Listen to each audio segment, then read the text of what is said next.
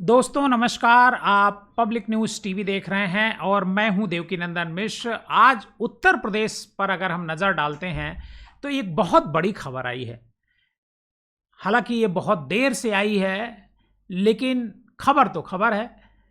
उत्तर प्रदेश की राजनीति में जो समाजवादी पार्टी के 3 विधायक मनोज पांडे, राकेश प्रताप सिंह और अभय सिंह, इन तीनों को आज समाजवादी पार्टी के की तरफ से निष्कासित कर दिया गया। मतलब अब तीनों की सदस्यता को खत्म करने के लिए विधानसभा के सामने एक प्रस्ताव लाया जाएगा, एक याचिका दायर की जाएगी कि मनोज पांडे, राकेश प्रताप सिंह और अभय सिंह की सदस्यता को निरस्त किया जाए, क्योंकि ये तीनों समाजवादी पार्टी के टिकट पर चुनाव लड़े थे और जीते थे और आज की तारीख में भारतीय जनता पार्टी के लिए काम कर रहे हैं।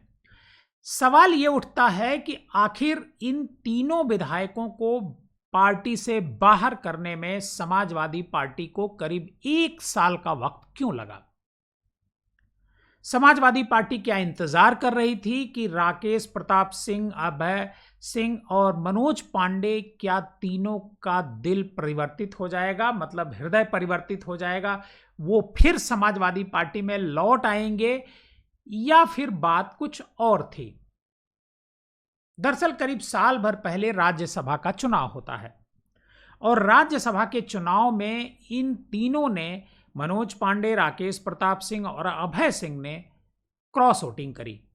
क्रॉस वोटिंग मतलब भारतीय जनता पार्टी के फेवर में वोटिंग की, जबकि इनको समाजवादी पार्टी के प्रत्याशी को वोट देना चाहिए था। जिस दिन चुनाव था उसी दिन यह बात साफ हो गई थी कि ये तीनों विधायक समाजवादी पार्टी के प्रत्याशी को वोट नहीं देंगे, भारतीय जनता पार्टी के प्रत्याशी को वोट देंगे। मतलब क्रॉस वोटिंग का होना तय था। ये चुनाव होते वक्त ही पता चल गया था और उसी के बाद से माना जा रहा था कि ये तीनों भारतीय जनता पार्टी में शामिल हो जाएंगे। मनोज पांडे के रायबरेली वाले घर पर लोकसभा चुनाव के दौरान अमित शाह खुद जाते हैं। हालांकि इसके बाद भी रायबरेली का चुनाव भारतीय जनता पार्टी नहीं जीत पाती है। मतलब मनोज पांडे का रायबरेली में कितना प्रभाव है ये उस चुनाव के दौरान ये पता चल गया, लेकिन मनोज पांडे की अमित शाह से कितनी नजदीकी है उस चुनाव में ये भी जानकारी लोगों को हुई। आपको बताएं कि समाजवादी पार्टी की तरफ से एक ट्वीट किया जाता है और ट्वीट में कहा जाता है कि इन 3 विधायकों, तीनों के लिस्ट नाम दिया है, गोसाईगंज से अभय सिंह, गौरीगंज से राकेश प्रताप सिंह और ऊंचाहार से मनोज कुमार पांडे, इन लोगों को हृदय परिवर्तन के लिए दी गई अनुग्रह अवधि की समय सीमा अब पूर्ण हुई। शेष की समय सीमा अच्छे व्यवहार के कारण शेष है। भविष्य में भी जन विरोधी लोगों के लिए पार्टी में कोई स्थान नहीं होगा और पार्टी के मूल विचार की विरोधी गतिविधियां सदैव अक्षम्य मानी जाएंगी।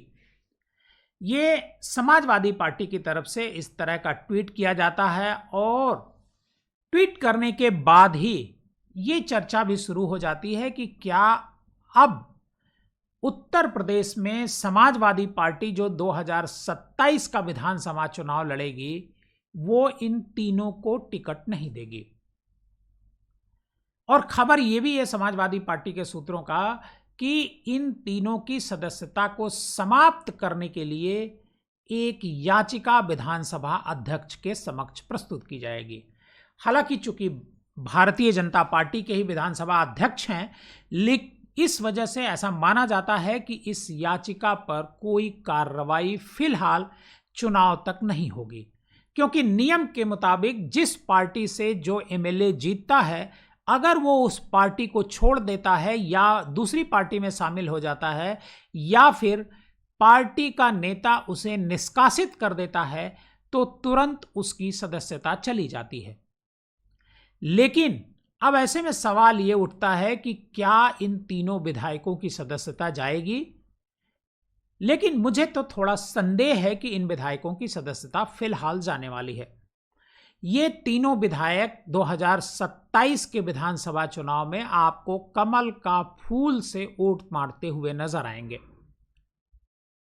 अभय सिंह बहुत लंबे समय से समाजवादी पार्टी में रहे हैं। मनोज पांडे भी बहुत लंबे समय से समाजवादी पार्टी में रहे हैं और मनोज पांडे मंत्री भी रहे हैं समाजवादी पार्टी की सरकार में। लेकिन चूंकि भारतीय जनता पार्टी का प्रभाव उत्तर प्रदेश में लगातार बढ़ता जा रहा है, इस वजह से समाजवादी पार्टी के विधायक एक एक करके भारतीय जनता पार्टी की तरफ का रुख कर रहे हैं।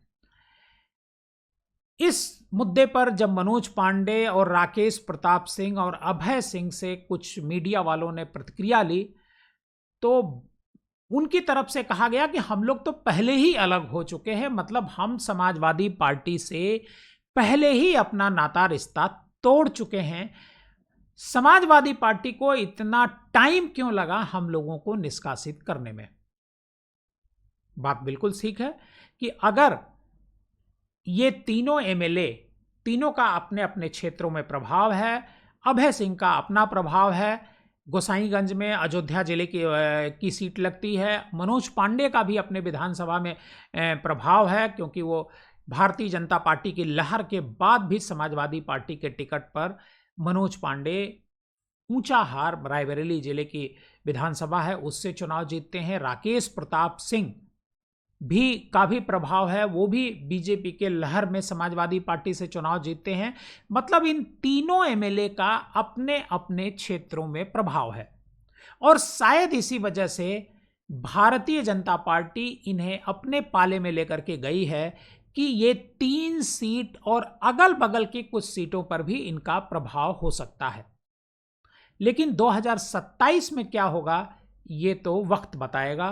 फिलहाल अभी समाजवादी पार्टी की तरफ से इन तीनों को निष्कासित कर दिया गया है और समाजवादी पार्टी से कहा भी गया है कि ऐसे लोगों की पार्टी में कोई जगह नहीं है। मतलब इनको पार्टी में अगर ये वापस भी आना चाहते हैं तो इनकी वापसी की संभावना एकदम शून्य है।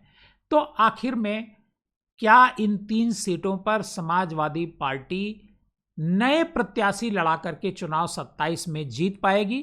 यह भी एक बड़ा सवाल है।